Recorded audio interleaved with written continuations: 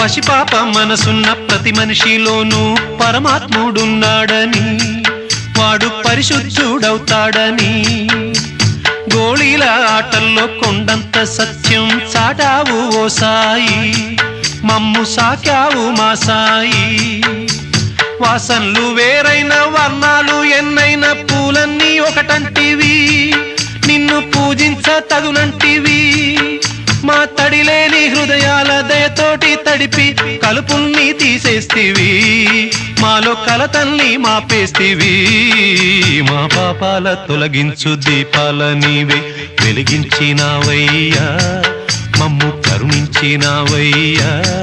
జన్మ జన్మాల పుణ్యాల పంటల్లే నిన్ను దర్శించినామయ్యా, మేము తరించినామయ్యా.